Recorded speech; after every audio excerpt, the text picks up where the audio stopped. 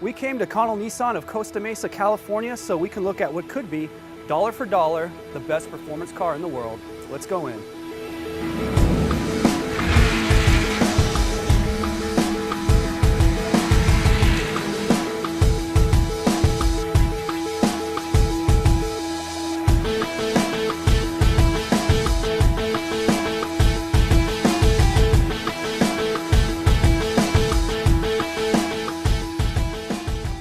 And here we have it, the 2013 Nissan GTR, which costs about 100 grand. And for that 100 grand, you get a whole lot of car. In fact, you get more performance out of this GTR than several other cars that are well above 100 grand or even multiples of 100 grand.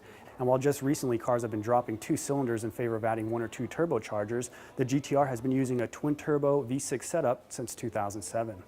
And that motor is actually hand-assembled by technicians in a special clean room at a Nissan facility in Japan. Although the engine comes out of Japan, the transmission is actually an American Borg-Warner dual-clutch sequential transmission. By having 2 clutches, it can devote 1 clutch to just the odd number gears and the other clutch to just the even number gears. That way, when it's time to shift, you get an instantaneous change of gear by a quick flick of the steering wheel paddle. Now, that transmission is nothing unique to the GTR, but what is unique is the placement. Nissan actually put that in the rear of the car to help improve weight distribution. But now let's take a look at the motor.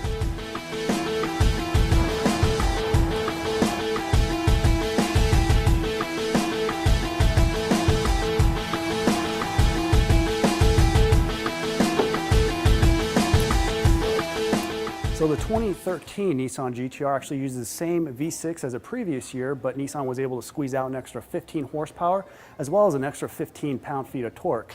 And they were able to do that by tweaking the intake manifold, improving the exhaust, and making some other minor changes. That brings total horsepower now to 545, which is produced at 6,400 RPMs.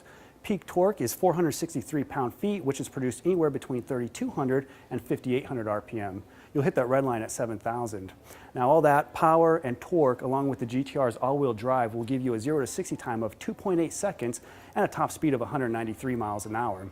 Now if you're actually going to do 193 miles an hour and you need to pull over so you can go to jail, you can come to a stop courtesy of the Brembo brakes, which use 6 piston calipers on the front to bring those 15.4-inch rotors to a halt. It uses 4 piston calipers in the rear to stop those 15-inch rotors in the back. Although it's not obvious when you look at it, the GTR is actually a very aerodynamic car. In fact, it's more aerodynamic than a Ferrari 458. And if you could actually turn this car over and look at it from underneath, you'll notice that there's panels to make for a flat underbody to improve airflow underneath the car. The interior is simple and nothing special, and for a 100 grand car, some might have higher expectations. But the whole theme of this car was performance, and performance is exactly where Nissan's focus went, and I wouldn't have that any other way. There's no doubt that the Nissan GTR is a very special car with Japanese culture and soul built right into it. And you just get so much value for your dollar, you can't go wrong with the Nissan GTR.